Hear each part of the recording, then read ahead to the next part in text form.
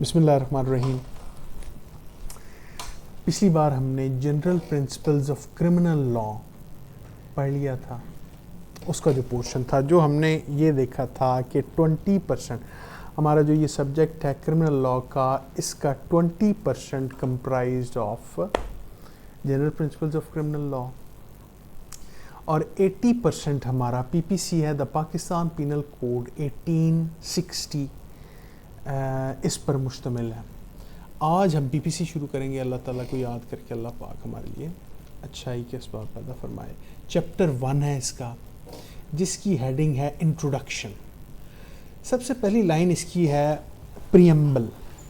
Whereas it is expedient to provide a general penal code for Pakistan, हमारे सामने वो कहता है कि ज़रूरत ये पेश आई कि एक पीनल कोड, सज़ाओं का एक कोड बनाए। यहाँ पर ये समझ लें कि आपने general principles of criminal law में कुछ चीज़ें पढ़ी, थ्योरीज़ पढ़ी, पनिशमेंट की, ये होती है पनिशमेंट, वो होती है। जैसे आप कोई पहले किसी चीज़ की थ्योरी पढ़ते हैं, फिर प्रैक्टिकल करते हैं। फॉर एग्ज़ाम्पल, जैसे आपने रेसिपी एक चीज़ की पढ़ी या सुनी बनाना, फिर आपने उस चीज़ को आए आप किचन में या कहीं लैब में या किसी भी जगह उस चीज़ की प्रैक्टिकल फॉर्म आपने बना दी। फॉर एग्ज़ाम्पल, एक डिश बन गई।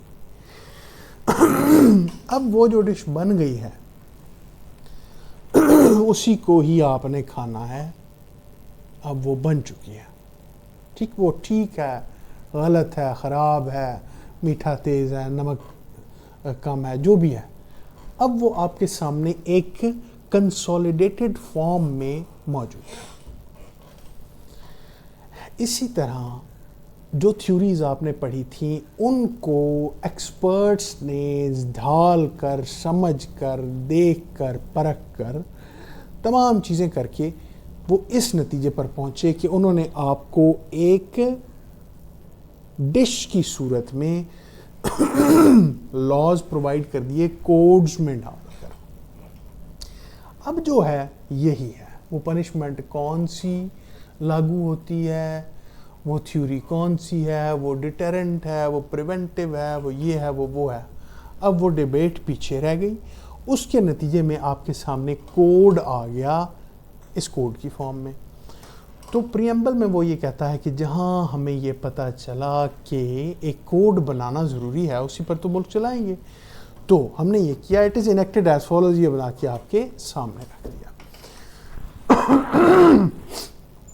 Section 1 of Pakistan penal code 1860 क्या कहता है? टाइटल, अमूमन जब लॉ पढ़ेंगे तो उसमें एक सेक्शन ये आएगा जो उसका नाम और उसकी हुदूद बताएगा कि ये कहाँ कहाँ लागू होता है।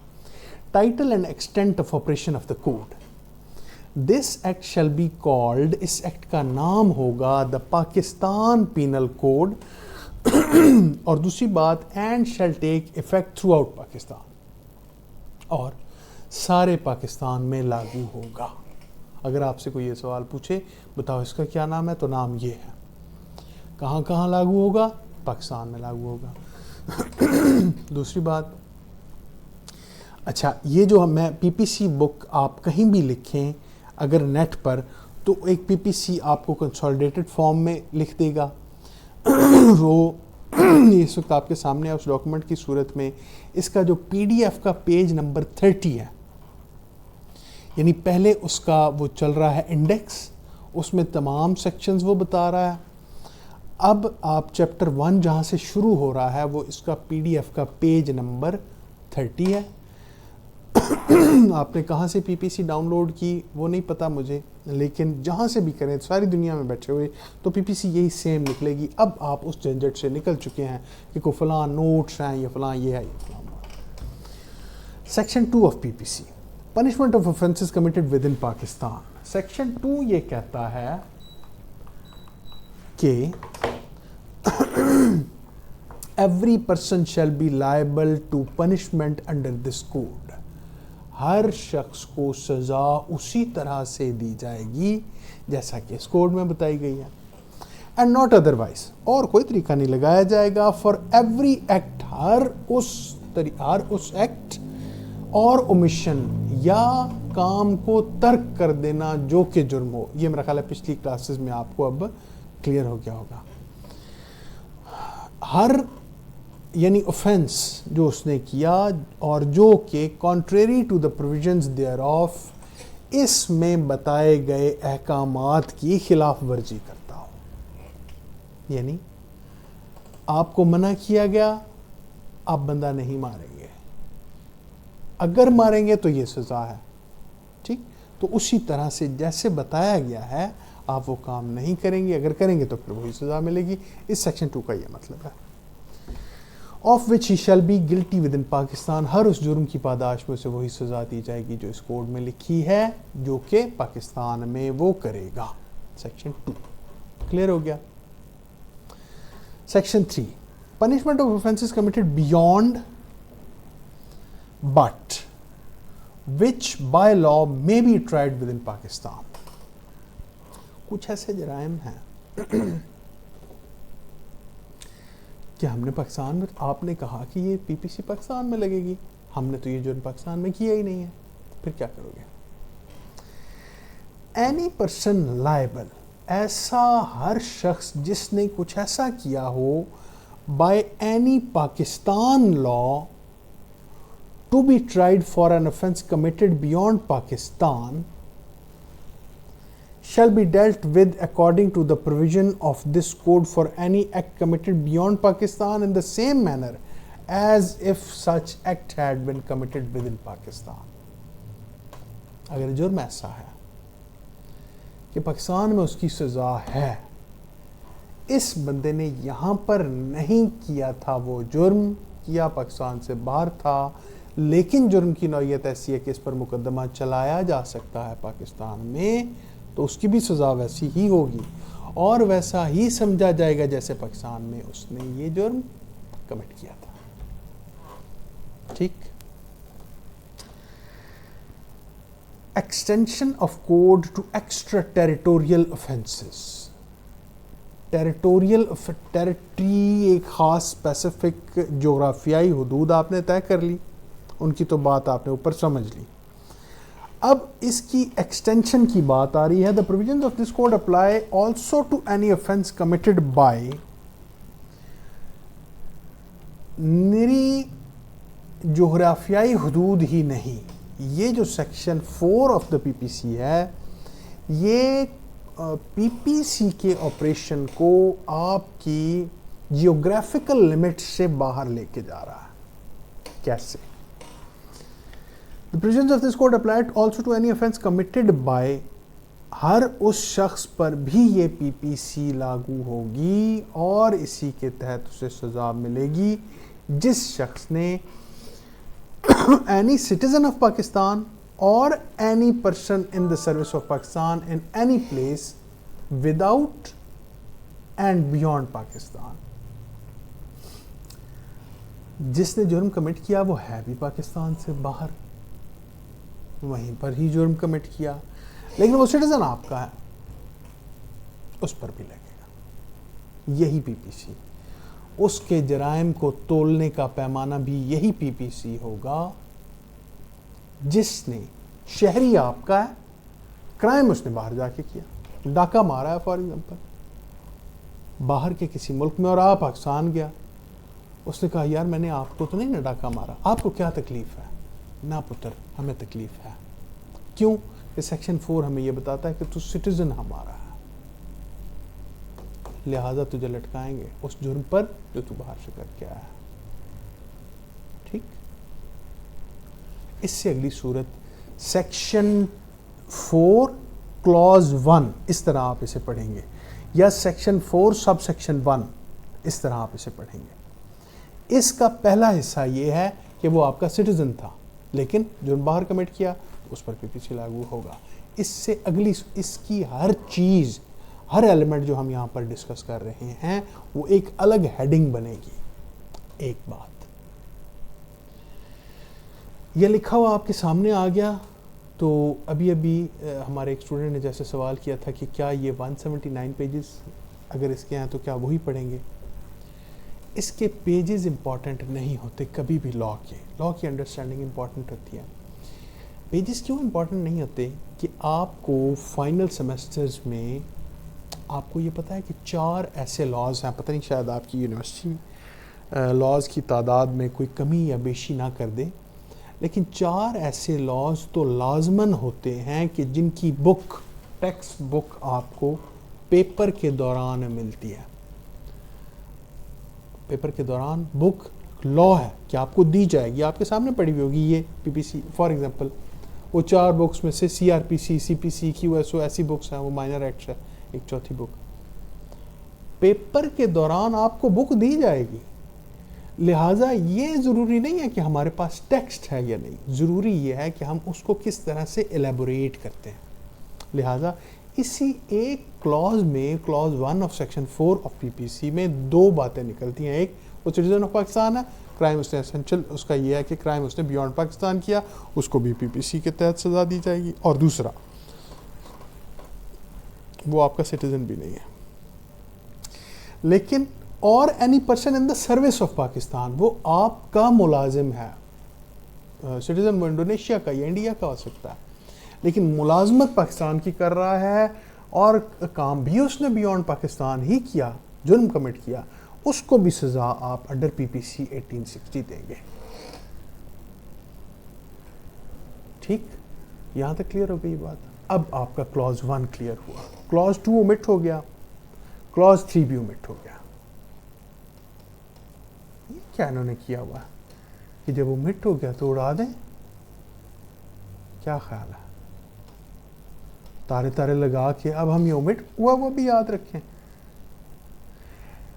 इसकी रीज़न ये है कि जो 4 लिखा हुआ है ना, जो क्लॉज 4, वो 4 ही रहे। वो असेंबलियों में पेश हुआ था, बिल आए थे, एसेंट्स मिली थी उसको। अब वो 4 अगर 2 की जगह पर ले आते, इसको ओमिट करते हैं, तो हम जैसे एक्सेल में, वर्ड में कॉलम्स को डिलीट कर देते हैं, ऐसा नहीं हो सकता। कानून में एक नुक्ता भी आप चेंज करेंगे तो उसके लिए वही प्रोसेस है जो आपने कॉमन लॉ में पढ़ा था, पीछे जो आप पढ़ के आए हैं। ठीक, लिहाजा इस तरह से वो तारे लगाकर और फुट नोट्स दे देते हैं, जो इसके साथ आपको दिख रहे होंगे। इनकी डिटेल्स नीचे होती हैं। ठीक, क्लियर हो रही है यहाँ तक बातें? Clause 4 of PPC, any person on any ship, एक ऐसा बंदा, ये उससे अगली बात है कि जो किसी ऐसे बहरी जहाज पर हो और एयरक्राफ्ट या एक ऐसे हवाई जहाज पर हो जो कि registered in Pakistan wherever it may be. ना वो बंदा आपका शहरी है, ना वो बंदा आपकी सर्विस में है, बल्कि वो बंदा सिर्फ एक ऐसे बहरी जहाज में या एक ऐसे हवाई जहाज में सफ़र कर रहा है जो दुनिया के अलास्का में हो, अंटार्कटिका में हो, कहीं भी वो है, लेकिन वो बहरी जहाज या वो हवाई जहाज आपके पाकिस्तान में रजिस्टर्ड है, उसमें अगर कोई बंदा जुर्म करता है उस पर भी पीपीसी ही लगेगी। ठीक, क्लियर हो गई बात? इसकी एक्सप्लेनेशन है in this section the word offence include. अब उसने कहा भाई मजीद बात समझ लो, इस सेक्शन में आपने एक लफ्ज़ पढ़ा ऑफेंस। अच्छा हाँ, हम इंग्लिश में बुरे हो सकते हैं, हम इंग्लिश में अच्छे हो सकते हैं, ग्रामर अच्छी हो सकती है, हमारा लिटरल मीनिंग का नॉलेज अच्छा हो सकता है, वो सब कुछ इरेज कर देना है आपने। मतलब वो जो भी कानून, जैसे आप आज पीपीसी पढ़ रहे हैं, इसी तरह जब भी आप कोई कानून पढ़ने लगेंगे तो उसका जिस चीज़ का जो मतलब आपको वो कानून बताएगा, आप मतलब वही याद रखेंगे, ना उससे 1 इंच ऊपर, ना उससे 1 इंच नीचे। ठीक, तो इसी तरह वो वर्ड ऑफेंस को एक्सप्लेन कर रहा है। इंक्लूड्स, ऑफेंस में ये भी चीज़ें शामिल होंगी। Every act committed outside Pakistan which if committed in Pakistan would be punishable under this act। Offence में ऐसा अमल भी शामिल होगा कि जो उसने पाकिस्तान से बाहर कमिट किया, लेकिन वहाँ पे हो सकता है वो जुर्म हो या ना हो, हमें नहीं पता। वहाँ की सरकार के अकॉर्डिंग, वहाँ के गवर्नमेंट, वहाँ का जो लीगल सिस्टम है उसके तहत वो नहीं है जुर्म, हमें नहीं पता। लेकिन अगर ये पाकिस्तान में होता तो ये जुर्म होता, और किया उसने बाहर है, हम इसे जुर्म ही मानेंगे। हमारे लॉ के अकॉर्डिंग जुर्म है तो जुर्म है, ठीक, तो उसको जुर्म ही समझेंगे, इस वर्ड ऑफेंस की डेफिनेशन में ही आएगा। क्लियर हो गया? गुड। इलस्ट्रेशन है इसकी। ए, अ पाकिस्तान सब्जेक्ट कमिट्स मर्डर इन युगंडा। युगंडा में ए ने बंदा मार दिया जो कि पाकिस्तानी शहरी है। He can be tried and convicted of murder in any place। वो कहीं भी उस पर आप मुकदमा चला सकते हैं और उसको लटका सकते हैं। इन पाकिस्तान इन विच ही में बी फाउंड, पाकिस्तान में जहां कहीं भी वो मिले, ठीक है। युगंडा में किया गया ऑफेंस पर मुकदमा चलाएं आप और लटका दें।